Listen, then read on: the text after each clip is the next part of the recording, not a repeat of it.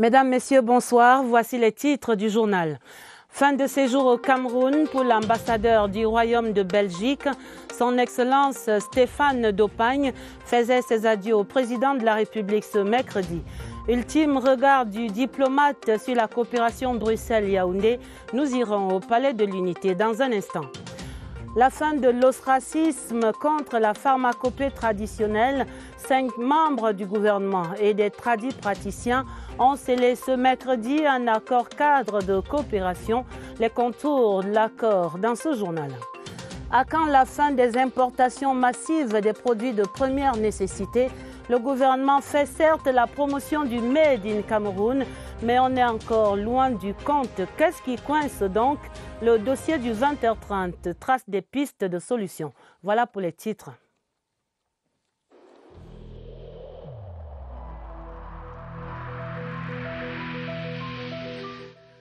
Il est essentiel que les mesures qui ont été indiquées soient absolument respectées par chacun de nous. Lavez-vous régulièrement les mains à l'eau et au savon ou à l'aide d'un gel hydroalcoolique. Restez à au moins 1 mètre de distance des autres personnes, surtout si elles toussent, éternuent ou ont de la fièvre. Si vous avez de la fièvre, de la toux ou des difficultés à respirer, consultez un médecin.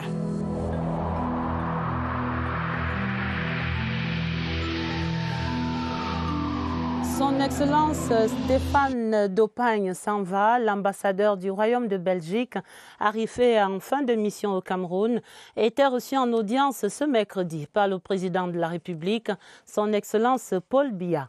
Au menu des échanges entre les deux personnalités, le bilan et les nouvelles perspectives de la coopération entre Bruxelles et Yaoundé, une coopération qui s'étend à des domaines aussi variés que l'éducation, le transport aérien ou encore l'économie. Reportage au Palais de l'Unité, Yves-Marc Modzo.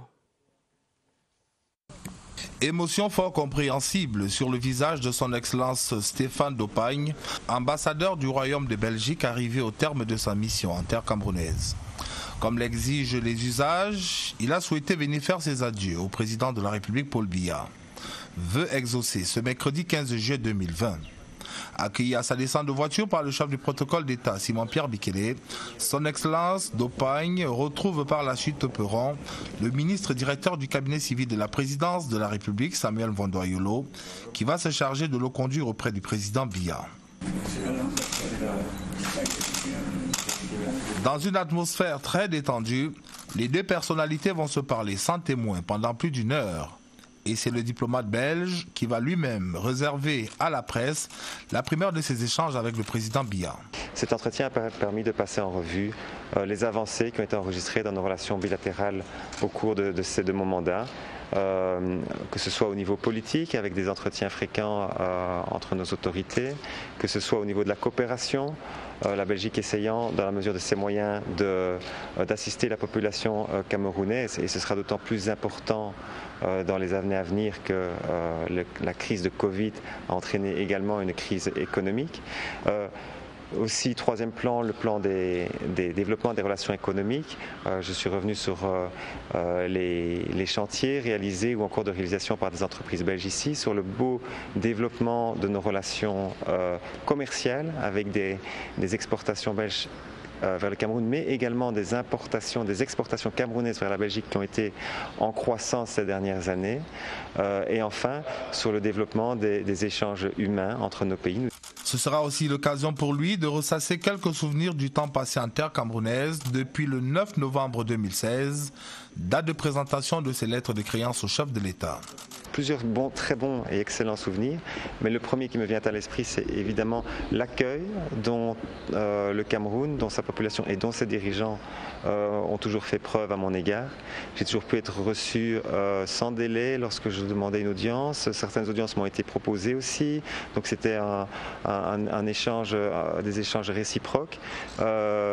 J'ai découvert aussi un pays qui avait un niveau de développement important, beaucoup d'atouts au niveau africain. Moi, je venais d'autres pays, j'avais été en poste dans d'autres pays africains qui n'avaient pas ces atouts, et en tout cas qui n'étaient pas au niveau de développement atteint par le Cameroun à l'heure actuelle. avec la satisfaction du devoir bien accompli, mais dans le même temps, le regret de quitter des amis. L'ambassadeur belge, arrivé au terme de sa mission, va quitter le palais de l'Unité et bientôt le Cameroun. Hier mardi déjà, c'était le tour de l'ambassadeur des États-Unis, également en fin de séjour, de dire au revoir au chef de l'État, son Excellence Paul Biya et son hôte du jour, son Excellence Peter Henry Barlerin, qui se sont réjouis ensemble de l'excellence des liens de coopération qui unissent Washington et Yaoundé. Yves-Marc Moudzo était hier également au Palais de l'Unité. C'était un vendredi, le 22 décembre 2017. Son Excellence, Henry Peter Barlerin, franchissait pour la première fois les grilles du Palais de l'Unité pour prendre les rênes de la représentation diplomatique des États-Unis d'Amérique dans notre pays. Depuis lors, 31 mois se sont écoulés. 31 mois au cours desquels l'ambassadeur sortant des États-Unis au Cameroun s'est employé à sa manière à donner une nouvelle trajectoire à l'axe Yaoundé-Washington. 31 mois pendant lesquels il a pu se frotter à la réalité camerounaise dans toute sa complexité et se faire dans le même temps une meilleure idée de ses dirigeants. Comme à l'accoutumée, c'est donc en toute cordialité que le président de la République, Paul Biya, accepte de le recevoir ce mardi 14 juillet 2020 pour une audience d'adieu. Pendant une soixantaine de minutes, le chef de l'État et son hôte vont revisiter les différents axes de la coopération entre le Cameroun et les États-Unis d'Amérique. Des entretiens au cours desquels le concours déterminant du pays de l'oncle Sam dans l'accompagnement des politiques de santé publique au Cameroun sera mis en exergue. Le Cameroun et les États-Unis, surtout dans le domaine de la santé, l'aspect sanitaire, la lutte contre le VIH-Sida, le pays à ce que les ressources continuent, les flux continuent vers la lutte contre le VIH-Sida. Ces ultimes entretiens entre le chef de l'État et son hôte, qui débouchent sur la remise d'un cadeau souvenir aux diplomates américains, offriront l'opportunité à son Excellence Barlerin d'égrener quelques souvenirs du Cameroun qu'il s'apprête à quitter. Moi, j'adore le pays, les paysages et surtout les Camerounais, les Camerounaises ordinaires. À son arrivée en 2017, Henry Peter Barlerin est arrivé avec une certaine idée du Cameroun. Assurément, il en repartira avec une autre. Son Excellence Peter Henry Barlerin, qui repart de Yaoundé, est effectivement élevé à la dignité de grand officier de l'Ordre national de la valeur. Au nom du président de la République, la distinction lui était remise hier soir au cours d'un dîner d'État présidé par le ministre des Relations extérieures, son Excellence le jeune Belambela, et c'était en présence de plusieurs autres membres du gouvernement. Le compte-rendu, William Badi. Une distinction honorifique bien méritée pour l'ambassadeur extraordinaire et plénipotentiaire des États-Unis d'Amérique, arrivé en fin de séjour au Cameroun. Au nom du président de la République, le ministre Mbela décerne à son Excellence Henry Peter Barlerin la médaille de grand officier de l'Ordre national de la valeur. Durant son séjour au Cameroun, le diplomate américain aura contribué au renforcement de l'axe Washington-Yaoundé dans plusieurs domaines. Au plan sécuritaire, par exemple, l'armée camerounaise bénéficie de la logistique américaine dans la lutte contre la secte terroriste Boko Haram dans la région de l'extrême nord, y compris les régions du nord-ouest et du sud-ouest. La lutte contre le paludisme et le VIH-Sida connaissent également une forte contribution du pays de l'oncle Sam au Cameroun. À travers ce dîner d'État, le Cameroun et les États-Unis d'Amérique renforcent leurs liens d'amitié et de coopération historique, toujours au beau fixe. C'est décidément la fin d'une saison. L'ambassadeur de Tunisie, lui aussi en fin de séjour, a été reçu ce mercredi même par Gabriel Mbaye-Robé, le ministre de l'Agriculture et du Développement rural, et son hôte ici à l'image, son Excellence Jalel Snoussi, qui est allé saluer l'excellence des relations entre Tunis et Yaoundé. Le diplomate tunisien a également souligné la constante augmentation du volume des échanges commerciaux et agricoles entre les deux pays pendant la durée de son séjour en terre camerounaise. Nous reformons cette page diplomatique pour parler de santé à présent. Les tradipraticiens, désormais encadrés par le gouvernement dans la riposte contre le Covid-19. Ce mercredi, Des acteurs de la pharmacopée traditionnelle se sont mobilisés pour la recherche des solutions endogènes à la pandémie auprès du gouvernement. Au bout de cette discussion, l'élaboration d'un accord cadre de coopération et d'accompagnement, une réalisation heureuse des prescriptions du chef de l'État, Agnès Solange Abessolo. Tous prêts pour la solution endogène, scientifiques, praticiens et le gouvernement. Dans un brainstorming efficace, les chercheurs ont partagé leur expérience ce mercredi. Qui dit médecin et des chercheurs, je me suis posé la question, est-ce que dans notre pharmacopée, on ne peut pas trouver une substance, ne serait-ce que pour baisser la coûte? Nous avons fait une analyse de similarité avec le virus du SARS-CoV-2 et le matériel génétique de Plasmodium falciparum qui cause le paludisme et bien d'autres. Vous savez quoi? Nous avons trouvé des similarités. En alliant tradition et modernité, la phytothérapie n'est exclusive d'aucune autre thérapie. Et pour le cas du Covid-19, elle connaît aussi des précautions d'emploi et des contre-indications. Les acteurs de la médecine alternative s'accordent donc sur le fait qu'il faille au préalable prouver leur efficacité, leur innocuité et leur qualité. Et cela passe surtout par des essais cliniques, encore bien coûteux. Nous voulons le soutien de l'État pour une production massive, pour une distribution à tous les Camerounais. Et sur ce plan, certains ont déjà manifestement fait leurs preuves. Quand on a déjà 8000 patients qui ont pris le produit, et à ce niveau, il n'y a pas d'effet secondaire, personne. On peut déjà partir des patients qui ont été pris en charge et qui donnent leur témoignage. Autant d'initiatives à encourager qui sont développées par les acteurs de la pharmacopée traditionnelle contre le coronavirus. Une démarche hautement présidentielle qui se décline en plusieurs articulations, au rang desquelles l'appui institutionnel, scientifique, technique et financier dans la limite des moyens disponibles. Des besoins clairement identifiés et consignés dans un document consistant qui sera présenté au Premier ministre chef du gouvernement, tutelle du Conseil scientifique. Des prérequis nécessaires pour une franche collaboration. Plus d'énergie électrique au Cameroun. Bonne nouvelle pour l'industrie et les ménages. La capacité de production de la centrale hydroélectrique de Menveleu dans le sud vient de passer de 60 à 90 mégawatts. Une augmentation de 30 mégawatts donc réussie grâce à l'implication personnelle des autorités naturelles de cette tutelle et grâce également aux travaux en cours pour le transport de l'énergie sur le réseau interconnecté Sud. Une avancée à saluer donc Charles Abessolo de CRTV Sud. Salle des machines, point névralgique, ici à l'usine de production d'énergie. Aux côtés des techniciens chinois, des jeunes ingénieurs camerounais rompus à la tâche. Ils sont pour la plupart électromécaniciens et hydroélectriciens. Ceux-là même qui ont travaillé nuit et jour ces dernières semaines pour extraire 30 mégawatts supplémentaires des turbines du barrage hydroélectrique de Menveleu. Les essais que nous avons réalisés durant le mois de juin nous ont permis d'obtenir 50% de gains supplémentaires en énergie. Nous sommes passés de 60 MW à 90 MW. Cet apport supplémentaire permettra de réduire les subventions de l'État qui sont liées à l'utilisation du thermique. Rien n'était évident pour l'équipe d'ingénieurs camerounais obligés de mettre la main à la pâte, notamment en ce qui concerne le transport de l'énergie produite à Menveleu. Une jonction provisoire a été réalisée dans le village que nous appelons Mila-Mizibi. Et c'est cette jonction qui nous permet actuellement d'évacuer l'énergie que nous évacuons actuellement. Et cette ligne, elle est limitée en capacité de transit. C'est l'ultime obstacle à lever pour que le barrage atteigne sa puissance installée de 211 MW. Finaliser la ligne de transport d'énergie qui s'étend sur près de 300 km entre Niabizan et Yaoundé. Menveleu peut produire 211 sans problème. Il faudra cependant intensifier l'entretien des poteaux électriques et des lignes de distribution pour permettre aux consommateurs de jouir pleinement de cette augmentation de l'offre énergétique.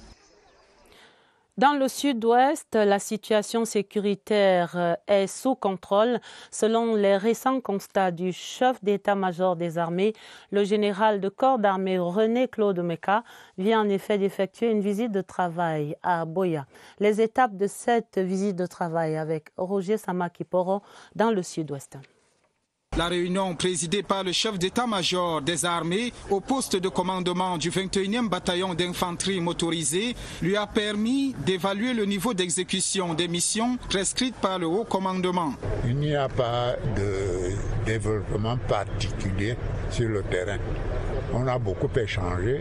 Il faut recaler les hommes et réorienter s'il le faut. Pour le chef d'état-major des armées, la vigilance reste de mise en dépit du calme qui prévaut sur le terrain.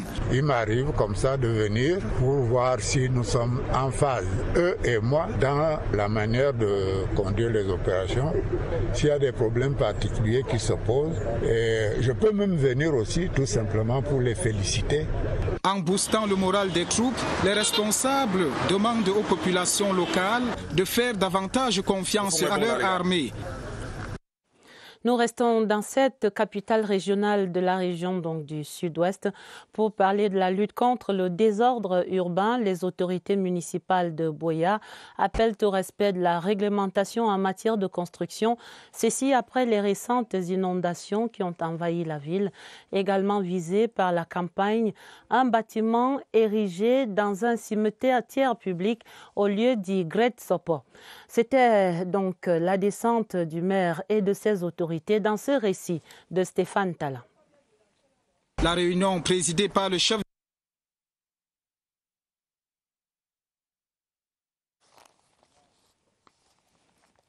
Dans un instant, certainement, nous irons voir cette descente musclée des autorités municipales de la ville de Buea sur le terrain. Une descente qui a abouti à la démolition d'une habitation, d'un bâtiment en tout cas érigé dans un cimetière et à des rappels à l'ordre quant aux constructions anarchiques dans cette ville-là. Ce sera certainement dans la suite du journal. Allons dans le nord-ouest plutôt, où les populations vivent à présent des températures particulièrement basses en cette saison de pluie. Le ciel reste en permanence couvert de brume et de brouillard. Du coup, pull-over et vêtements chauds sont de rigueur. D'autres astuces contre le froid à Bamenda, c'est dans ce reportage de Laurent Chisokbe. En permanence gris et couvert, le ciel de Bamenda diffuse des vagues de froid depuis le début de cette saison de pluie. La température frôle les 18 degrés Celsius la nuit et atteint à peine 26 degrés Celsius le jour. Trop tôt le matin comme ça, si je dois sortir pour le travail, je dois être chaud. C'est pour ça que je porte mon blouson. Les astuces utilisées pour se prémunir du froid vont au-delà du simple port des vêtements épais, car dans les artères de la ville, les points de vente de café ou de chai se multiplient au quotidien. On boit le chai chaque jour pour que les températures soient normales. Je suis comme ça venu prendre ma part. Selon les spécialistes de santé, le temps qu'il fait actuellement à Bamenda expose les populations à plusieurs maladies respiratoires. Les malades asthmatiques peuvent avoir beaucoup de crises en cette saison. Et puis, on peut aussi avoir les bronchites. Et on peut avoir le problème de pneumopathie. Le climat glacial accompagné de pluie continue de meubler le quotidien des populations. Couvrez-vous bien, Laurent. Ici, à Yaoundé, il y avait concertation cet après-midi entre le ministre des Travaux publics et des députés de la région du Sud-Ouest. Des parlementaires qui sont allés s'enquérir de l'état d'avancement des projets en cours ou programmés dans leur région, notamment cet axe Babadjou-Bamenda. Synthèse des échanges avec Rodrigue Bertrand-Tueno. Entrer ou sortir de la région du Nord-Ouest ces jours est un véritable cauchemar en raison des travaux en cours sur la route Babadjou-Bamenda. Ce sujet et bien d'autres ont meublé l'audience accordée aux parlementaires. La décision suivante a été prise visant à démultiplier les équipes. Soudia Satom restera sur le lot Babadjou-Matazem, 17 km. Une autre entreprise va prendre la section, le lot Matazem, welcome to Bamenda, 18 km. Une troisième prendra le contournement de la falaise de Bamenda, 4,933 km. Et puis une dernière, la quatrième, va prendre la traversée urbaine de Bamenda, 12 km. En repartant d'ici, il n'était pas mécontent. Un grand joie.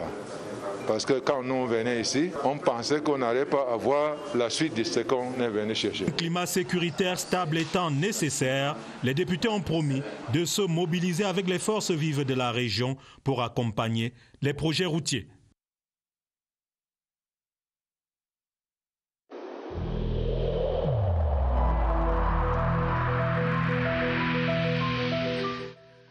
Le port du masque dans l'espace public restera obligatoire jusqu'à nouvel ordre.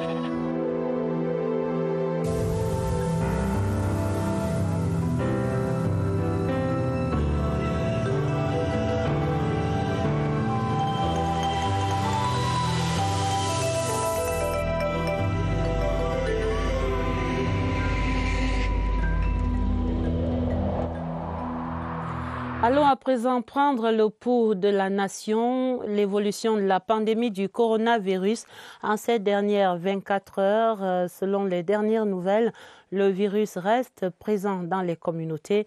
Il affecte aussi les femmes enceintes, heureusement sans conséquences sur l'accouchement. C'était là le thème de ce jour dans le point de presse donné par le docteur Georges-Alain Etundimbala dans ce point de presse qui vient de s'achever il y a quelques instants au centre des opérations d'urgence de santé publique ici à Yaoundé. Nous y retrouvons dans ce QG de Messa, nous y retrouvons Évariste Eyenga et son invité, le professeur Mbou Robinson. Je vois enfin l'écran de repérage. Bonsoir Évariste Eyenga. Ces dernières nouvelles et certainement d'autres encore en ce mercredi.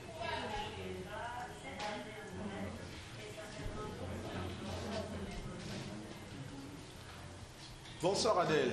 À date et en l'état, les recherches n'ont pas encore démontré que les femmes enceintes infectées au coronavirus courent un risque plus élevé que les autres populations ou d'autres femmes enceintes en bon état de santé.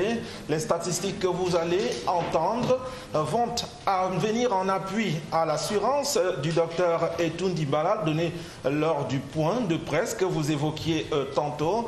43 femmes en ce moment, 43 femmes ont déjà été testées positives au coronavirus, mais aucune n'en est décédée. Voilà des statistiques donc en leur faveur. Seulement le ministère de la Santé le relève.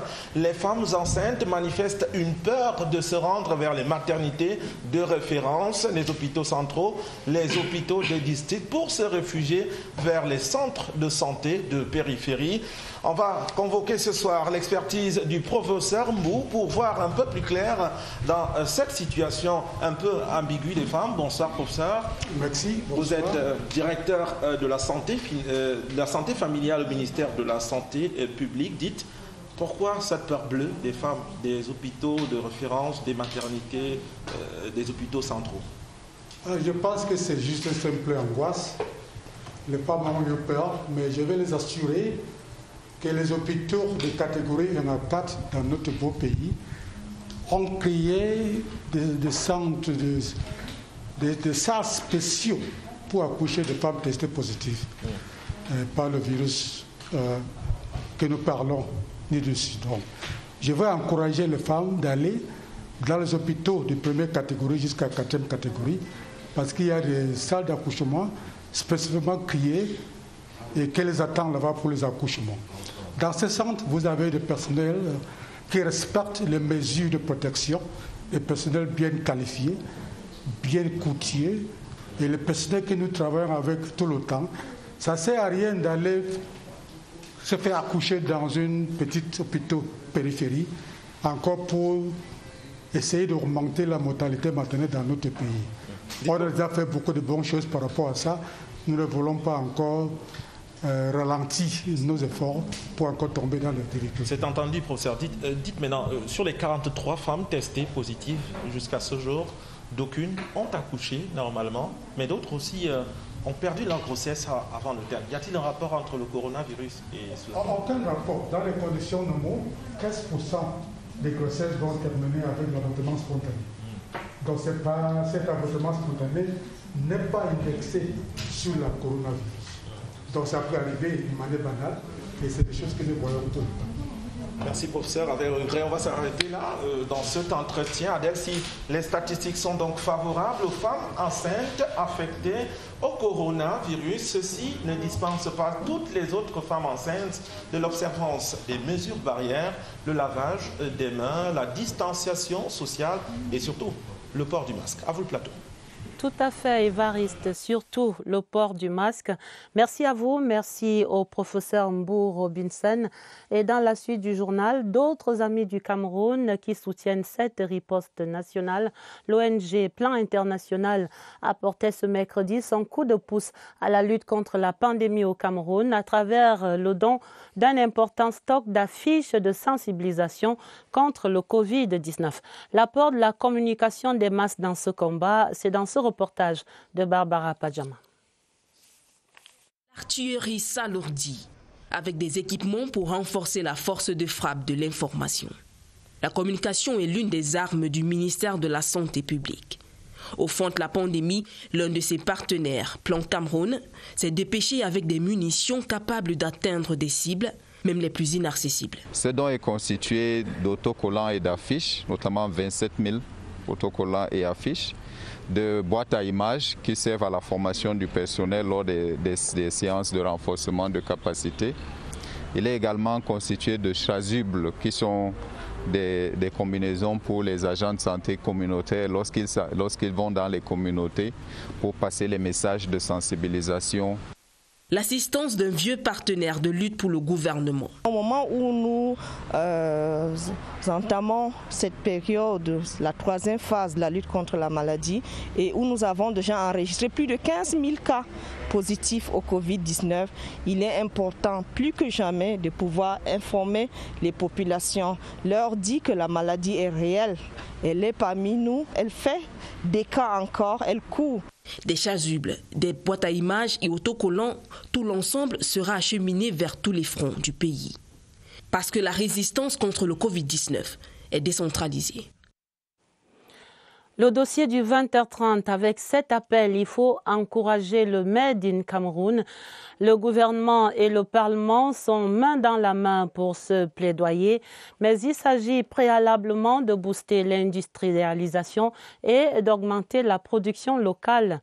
Et il faut en appeler également au patriotisme des Camerounais pour renverser ce grave déficit de la balance commerciale, grevé essentiellement par les importations massives de riz, de blé ou encore de poissons. Les constats de Franck Evina. Avec des ouvertures à la mer et un énorme potentiel aquacole, le Cameroun reste pourtant un importateur massif de poissons et de crustacés. Des ressources halieutiques achetées à coups de milliards, parfois dans des pays moins gâtés par la nature, pour combler le gap d'une production locale alimentée par la pêche artisanale. Paradoxe similaire observé dans la filière riz, ni les 105 000 tonnes produites par an par la SEMRI, ni même les projets pilotes pour le développement de la culture du riz pluvial ne permettent de satisfaire la demande nationale estimée à 400 000 tonnes. Pas de choix, le pays se tourne alors vers l'extérieur, en expatriant principalement vers les pays d'Asie, d'abondants fonds pour ravitailler les marchés locaux. Une dépendance risicole qui pèse lourd sur l'économie nationale, en moyenne 180 milliards de francs CFA dépensés par an pour les importations de riz. Même tendance pour le blé dont les importations pourraient culminer cette année 2020, 900 000 tonnes. On pourrait pourtant substituer cette céréale à du manioc, du soja, de la banane plantain ou autres spéculations du terroir pour la fabrication de la farine, du pain ou encore des beignets de farine. Ça permet non seulement de résoudre le problème de la balance commerciale qui est déficitaire, mais aussi ça permet de créer de l'emploi pour notre jeunesse et ça permet d'apporter des points de croissance qui sont plus importants, d'avoir une croissance inclusive. Le Made in Cameroun broie aussi du noir dans le secteur de l'habillement. Les vêtements usagés venus principalement d'Europe font filer du mauvais coton à l'industrie locale du textile. Pareil pour les boissons et liqueurs, le Cameroun semble exprimer sa préférence pour les marques étrangères. En 2016, le pays était d'ailleurs classé 6e consommateur de champagne en Afrique. De quoi continuer à noyer le Made in Cameroun dans l'ivresse d'une économie nationale essentiellement extravertie. Et le remède à présent, la transformation et l'industrialisation demeurent les leviers puissants que le gouvernement doit absolument actionner pour arrêter cette saignée de nos finances. Direction à présent la capitale économique. Allons à Douala pour évaluer le positionnement de ces produits Made in Cameroun sur le marché local dans les supermarchés. La note de notre correspondante Brigitte Mbozé, peut mieux faire. Parmi les freins à l'essor de la transformation des produits locaux, il y a le manque de disponibilité et l'inconstance de la matière première. Nous avons certains produits saisonniers, alors qu'en face, nous avons une demande sur l'année. Ça fait que quand nous avons constitué le peu de stock que nous pouvons constituer pour desservir ces commandes-là, à la fin, on ne peut pas. Ensuite, l'insuffisance d'équipements de production et de transformation. Ils mettent le produit sur le marché, la demande est là, les clients acceptent, mais après ne peuvent pas satisfaire la demande. L'autre défi, et non des moindres, est le difficile accès au crédit bancaire. Ce que les transformateurs veulent même aujourd'hui, ce n'est plus le financement en tant que tel. C'est peut-être un accompagnement au niveau de l'équipement, parce que c'est ça le réel problème. Une fois les gars ont ce qu'il faut comme équipement, machines et tout ça, là, ils pourront produire en grande quantité, satisfaire la demande, ils pourront justement amener leurs produits au niveau de compétition. En cause également le manque de structuration des secteurs de production et le vide juridique concernant la transformation des produits locaux. Quand on parle du Made in Cameroun, il faut un logo que les gens reconnaissent. Quand vous connaissez le logo qui est reconnu, donc la population va se rapprocher de ça. Les promoteurs proposent la création des coopératives pour une production et une transformation en masse des produits Made in Cameroun. Des solutions, mais il est également urgent, en un mot, d'impulser une véritable révolution dans les mentalités des Camerounais et dans la production même, la qualité, l'emballage, le marketing pour booster la consommation locale. Et cela passera certainement par des subventions de l'État, autant pour la production de qualité que pour la consommation massive. Avis d'experts encore dans ce reportage de Cyril Kingembepe. Sur les présentoirs, le Made in Cameroun n'attire pas toujours les regards. Du coup, les experts penchent pour des emballages plus fins et attractifs. Lorsqu'on voit la qualité de nos produits sur le marché, on n'a pas toujours le sentiment que le packaging c'est le meilleur, c'est vraiment un peu de l'artisanat. Et on promeut dans les foires, on voit ça. Ça, il faut que ça change. Il y a ceux qui ont déjà fait des produits depuis des dizaines d'années et qui n'avaient peut-être pas un beau packaging, qui n'avaient pas assez de visibilité. Mais lorsqu'ils viennent vers nous, nous essayons de leur dire qu'il faut peut-être plus penser maintenant au packaging. Autre équation à résoudre, la présence dans les grands espaces de ces produits. Ici, les quotas sont envisagés. Il y a des supermarchés qui n'acceptent pas facilement les produits camerounais. Donc l'État devrait agir, instituer ou bien pour fixer un quota pour des grands espaces pour permettre à Made in Cameroun de pouvoir exposer leurs produits. Vient ensuite la question du coût, à côté des produits venus d'ailleurs. Pour pouvoir résorber toutes les graines que nous produisons, nous avons donc besoin de faire cet accroissement de capacités et nous avons également besoin de réhabiliter nos capacités existantes et d'encadrer les producteurs à la base pour produire davantage de coton. La dernière édition du Cameroun Investment Forum à Douala a évoqué la possibilité de manufacturer sur place les produits de grande consommation importés. Et pour les experts, cet import-substitution permettrait à l'industrie locale de reprendre de l'envergure. Peut-être pourrait-on également penser aux réseaux sociaux pour vendre beaucoup mieux le Made in Cameroun. En tout cas, voici le 3e épisode du feuilleton de la semaine sur le rapport des Camerounais à ces réseaux sociaux. Ce soir, nous infiltrons les groupes de discussion, ces forums professionnels familiaux ou d'anciens camarades, ce sont des espaces de dialogue aujourd'hui très prisés. Et dans cette enquête, Laurence Okalia, vous dites qu'un Camerounais sur 3 est membre de ces forats. Dans le forum du feuilleton, les téléspectateurs de la CRTV sont invités. L'idée générale de ce groupe sur le réseau social WhatsApp est de faire comprendre comment fonctionne un forum et qu'est-ce qu'on y retrouve. Suivez l'admin. Déjà, il faut savoir que les forats sur les réseaux sociaux, notamment Facebook et WhatsApp, ont divers thèmes. Ce sont des groupes jeunes où on a la possibilité de discuter de tous les sujets. La famille, les amis, mais aussi le radis. Les groupes de discussion sont le lieu de commerce pour certains. Nous, c'est pour la réunion. On parle essentiellement d'argent, de business et d'investissement. S'il y a des âmes de bonne volonté dans le groupe du feuilleton, levez la main s'il vous plaît. Dans notre groupe, nous parlons des problèmes des jeunes et l'insertion dans le monde professionnel. Par contre, on compte aussi des brebis galeuses dans le forum du feuilleton de la CRTV. Et Adel Mbala n'aime pas être déconcentré comme les autres membres du groupe.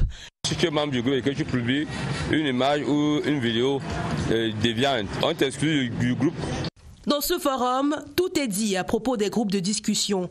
En tant qu'administrateur, je décide alors de fermer le groupe du feuilleton, mais on reste connecté sur la CRTV. Bien vu, Laurence. Et avant de refermer ce 20h30, je vous donne lecture de ce communiqué du ministre de l'Administration territoriale, par ailleurs président de la Commission nationale du Hajj, qui porte à la connaissance de la communauté musulmane qu'en raison de la persistance de la pandémie du Covid-19 un peu partout à travers le monde, le Royaume d'Arabie Saoudite a décidé de restreindre la participation des pèlerins au Hajj 2020 aux seules personnes résidant en Arabie Saoudite. En conséquence, les fidèles musulmans camerounais ne pourront donc pas effectuer cette année, comme par le passé, le pèlerinage au lieu saint de l'islam. Le ministre de l'Administration territoriale qui compte sur les encadreurs pour faire une large diffusion de cette importante information. C'est donc signé par le ministre Paul Atanganji. Et voilà une autre conséquence grave de ce Covid-19. La fin du journal, une édition préparée avec la collaboration de Elvire Ninan Galim et de Augustin Ngononga. Vous aurez un autre journal à minuit. Ce sera une présentation de Gilbert Ongene et de Dieudonné Sra. Retrouvez sur cette antenne après le journal le documentaire Parieurs comme moi et retenez surtout ces précieux rappels contre la pandémie. Prenez soin de vous, lavez-vous les mains, portez le masque bien ajusté. Très belle soirée sur la CRTV et à demain, 20h30.